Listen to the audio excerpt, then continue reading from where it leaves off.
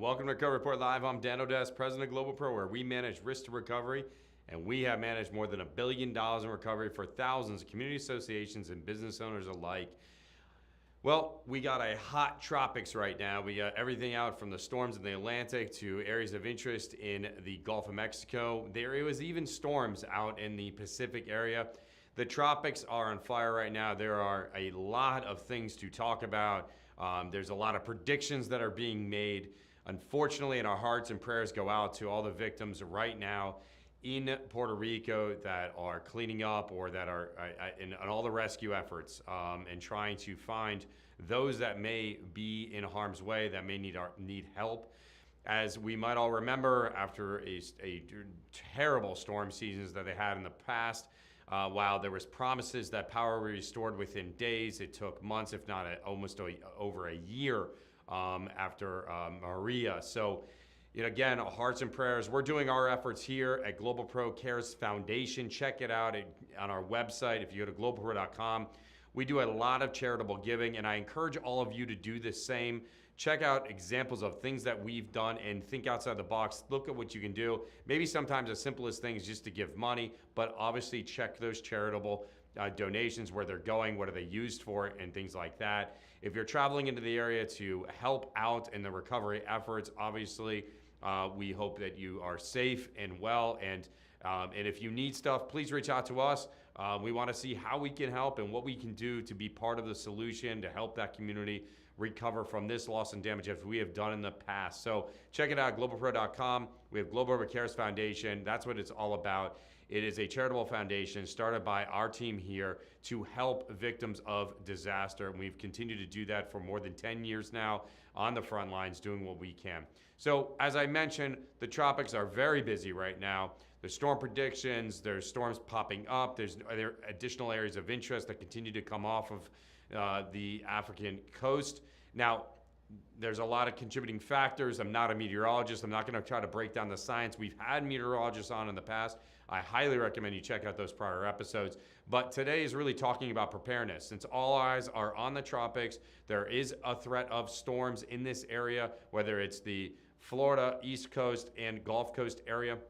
You are all on high alert. You're all paying attention to what's going on here, particularly if you're a business owner or a community association. Why? Because your responsibilities go just beyond yourself. They're to your families, they're to your employees, they're to your staff, they're to as well as other unit owners and tenants in those buildings, all of which are relying on you to make the best decisions in their best interest. So having the information you need at your fingertips and making sure that you have people like us here that are ready and willing and able to help you with your recovery efforts. And it all starts well before the actual storm comes ashore. Your preparedness you should have already been practicing, right? We should have been practicing since earlier this year and continue to practice and continue to honing our skills, to honing in on where are the issues going to be in the event that you do end up in the cone and there is an actual storm that comes on shore and damages and impacts not only just your building or your place of business,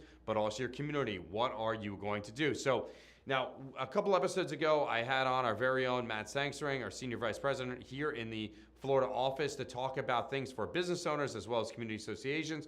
And we just want to run through it. We want to, as a reminder, we kind of constantly reiterate these things. But I also want to remind you that if you go on globalpro.com and check out our resource section, that many of this information is available right there for download.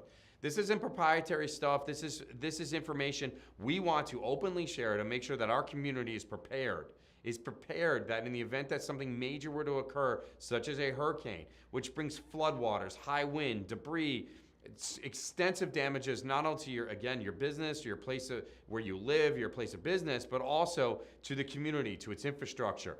Roads are not as accessible. Now, this isn't just an isolated fire issue. This is an isolated water issue in your building. There are things that are going to go on and around you. So maybe your business doesn't have physical damage at its location, or your community association didn't have any blown out windows, but you have trees down, right? Blocking access to your building. Well, that could be a life safety issue. How are you going to respond to that? Who's going to take care of it for you? Are people on your staff? Are you going to be using an outside vendor? All things you should be considering and thinking about. So let's run through Matt's list from our prior episode from a couple weeks ago. He talked about the 5 things business owners can do to prepare. And the first thing is obviously having a copy of your policy. But just not making sure that you have a copy. Make sure you have an electronic copy that's accessible from the cloud, because if you evacuate and you lose the physical copy, can you download it? Can you access it from anywhere at any time? And also, can you transmit it to people that may be assisting you with your recovery efforts? At GlobalPro, we make sure our clients send it to us well in advance. If you want to know more about that, check out the Preferred Client Services program that we have. In there, it talks about all the things that we do, but some of those things you can do on your own. Now, you're not an expert in it, so maybe you're not going to do it as well as us, but again, any sort of level of preparedness for an event such as a hurricane, I will accept. I mean, it's better than doing nothing, and unfortunately, a lot of people do it, get caught off guard. We are hearing from Puerto Rico that there are many people that just weren't paying attention either to the storm warnings, or maybe didn't even receive them, or any sort of notice of anything going on in their area. So we want to make sure that you have access to information. Check out our social media, check out our website. Make sure you're checking NOAA, checking the Weather Channel. Now, there's a lot of drama out there with some of the media outsources. I always say, make sure you check the credibility of that source. Pay attention to the details and the information, not how they're saying it, but what they're actually saying. You know, again, they may use some inflection in their voice to dramatize some issue, but break it down, look at the data, look at the information for yourself, but make sure that you're preparing. So we talked about having a copy of the policy. Obviously, you want to make sure you have electronic copy. Now, you don't want just any policy. We always say this, have your certified copy of the policy. Totally different. You don't know what that is. Not to go into a long dissertation explanation of it, just contact us, right? 855-487-7475, or go on our website, submit an inquiry there. We'll walk you through the whole process, all right? Secure these copies. Secure copies of your taxes or this information for 3 to 5 years. This includes your profit and loss statements, your taxes, as well as your policies. Why do you want that? Because your insurance company, most often, if you do suffer some sort of loss of income, are going to want to do an analysis, and waiting to get this information from your accountant or maybe your CFO or someone that is not available or evacuated with you, doesn't have electronic copies, maybe it's only stored on your servers in your office. They didn't check their connections off-site to making sure that they can get access to this information on-site. Whatever it may be, think about these things now. Collect this financial information. It's going to be important in making that demand for an advance payment on your business income. And it's important that you do that. So be ready to make that demand. If your business gets shut down, you should be, when reporting your claim, making a demand for advance money. You want to make sure the cash flow continues coming to offset your losses, to help you mitigate it. You have a duty and obligation to do it. They have a duty and obligation to pay you if you've suffered loss and damage. If you know the roof collapsed on your business, you are not going back to business. If you know what your projected income losses were going to be over the next week, month, 3 months, you can submit that as a form of an advance payment, and they may owe it to you. So I would argue that in almost any instance, they will owe it to you.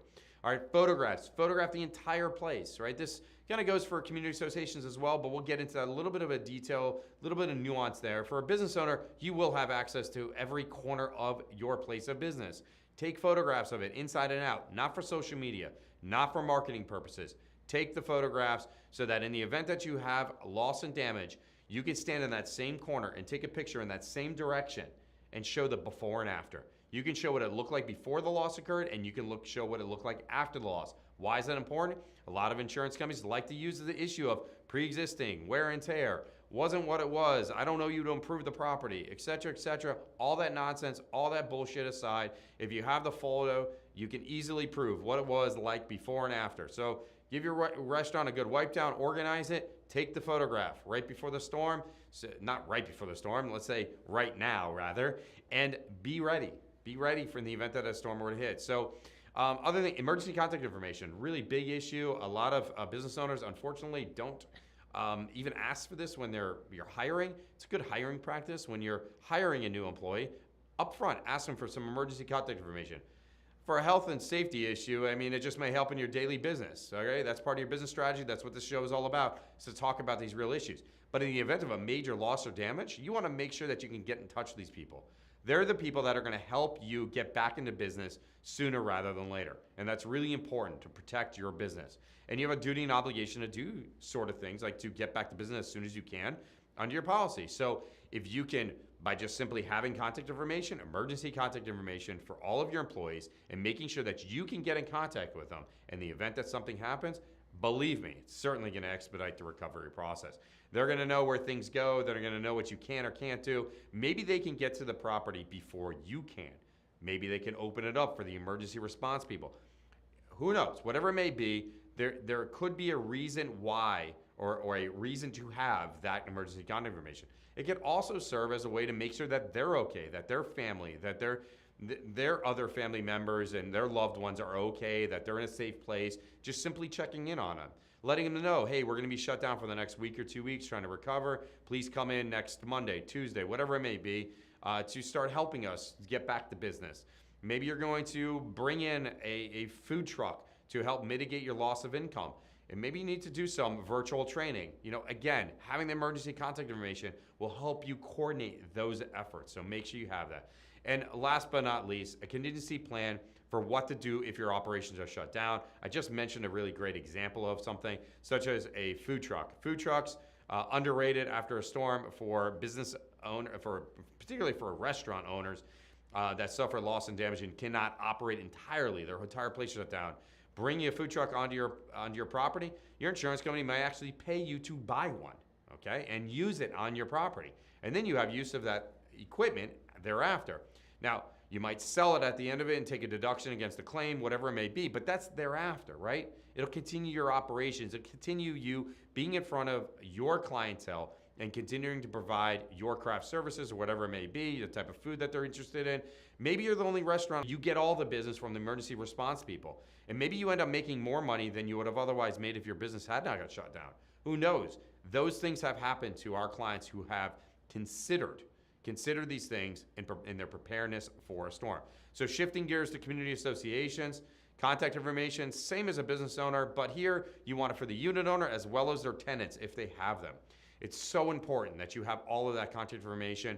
If there's been renewals or new tenants that have gone in the building, make sure your property managers have not been lazy. And for property managers, make sure your on-site staff has not been lazy and has access to it. Not only you, but also your building engineers or other staff that is going to stay behind or be part of the first wave of response to any sort of loss or damage or those that are returned to the property first. Whatever that plan is or entails, make sure those people have that contact information as well. Because again, if you get into a disaster area, cell service is sometimes an issue or tricky, but if they were already given that information, they can respond to that area, they'll have access to it, they'll be able to start making phone calls and contacting unit owners if they need to get access to stuff.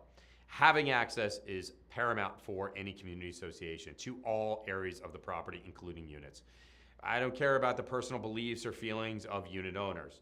There should be a plan in place that if there is a major disaster and your building does suffer damage, that you should have to have access to that property, and with or without the requisite notice that you would otherwise need in a normal situation. This is an emergency situation. You call emergency board meetings. You do things on an emergency basis. Making sure that you have access and can do something is really important. And part of that access is making sure you can photograph and document the entirety of the property. Now, if you can do all of it, great. If you can do most of the units or some of the units, even that's okay too. But the best is obviously the more you have documenting the current condition of the property, the better. And again, not social media. This is for the purposes of making a claim. So make sure you hit all the angles and make sure that you get it documented prior to the storm. Negotiate your services up front. I can't stress this enough. Contact the people. Make sure you have all the information. Make sure you have all the information about what services they're going to provide, your contractors, whether they're mitigation companies, your public adjusters, your roofers, your plumbers, your fire protection companies that are doing the fire sprinkler systems. Sometimes those things fail or get flooded and break. Your pumps for your elevators, pits, and various other areas of your property, whether it's your garage areas, making sure that you understand how those things need to continue to operate. A little tidbit and a little bonus information. If your pumps fail several days, if not weeks after a hurricane, that is the date of loss. It's not the date of the hurricane, okay? Typically, pumps will continue to run with the generator power and then suddenly fail at some point. It's typically not because of a direct impact of the hurricane. There's something else going on there. Maybe the pump, again, failed for a number of different reasons, mechanical failures, not a hurricane claim, not subjected to the hurricane deductible. Really important that you get the data loss right. So keep that in mind, little bonus information there. Know who's staying and leaving. I kind of hinted at this and made a comment earlier about it. All part of the plan. It's really, really important in making sure that you know who's staying, who's going, who's leaving, who's coming first, who's coming second. It just, and that goes for all your tenant, your unit owners, your employees, your property management staff, again, everyone and anyone associated with helping you recover for these events. Maybe you're good friends with the owner of the mitigation company. Believe me, that's not the person that you're going to want to be contacting after a major event. Because why? So is everyone else that knows that person, that thinks they're going to be able to pull a favor. They only have so many favors in their back pocket because they only have so much equipment. They only have access to so much labor. Take your time, understand who you're going to be contacting. Who's the person on the boots on the ground that's in the field that is going to be responding to your loss and damage. Make sure you know that person's contact information, all right? So, last bit of bonus information as well. Policies, they're complicated. Brokers and insurance companies that are visiting your property are not adjusting your claim for you. That's mentioned and discussed in an enormous amount of detail in my last broadcast from last week. Check it out. I go into details about who is representing your insurance company in your claim. And none of those people represent your interests. And many of them you might think do, but they never do at any point during the claims process. So understand who's representing your interests. If you don't have an insurance coverage expert on your call list and you haven't contacted them prior to this storm or prior to a storm hitting the coastal area and impacting your community, you're already not fully prepared. Whether you decide to or not engage the services of insurance coverage experts like GlobalPro, you still need that contact information because there may be a reason to contact them. Now, we always say, call us first. Let us help you report the claim. Why? Because I can't tell you how many hurricane claims particularly are horrifically reported, and the insurance company sends the letter saying there was no covered damages or you're below the deductible or all the damages associated with flood, and you wait many weeks, months, if not years, and you find out that all your neighbors get all this money and you don't. And then you find out that most of them, if not all of them, hired insurance coverage experts at GlobalPro to represent their interests. And I can say that is very true after Hurricane Irma. We represented so many community associations in the South Florida area as well as on the West Coast after Hurricane Irma. And quite frankly, those that we visited and that we contract with received recoveries. It's plain and simple. And the fact of the matter is because we know how to report the claims, we know how to make the claims. Now, if we did visit properties that they wanted us to check on them because we were engaged in some preferred client services, they may not even have suffered damages, and we'll notice them as well. But unless you have an insurance coverage expert at GlobalPro going out to your property, taking a look at it, how do you know? Your broker doesn't adjust the claim on your behalf. Everyone that goes out on behalf of the insurance company represents only the interests of the insurance company. Your contractor is stretched thin. They only have limited resources. So making sure that you have someone out there that's actually looking at your policies, analyzing your coverages, looking at the conditions of your property, understanding what you may or may not be covered for based on limitations set in your policy. And again, most of these claims daily, more recently, more often today than before, are adjusted based on sublimits, not even the full amount of your limits under your policy. So keep that in mind. We're going to be looking into the weeds, the details, the small prints in your policy for coverages of that may be afforded to you.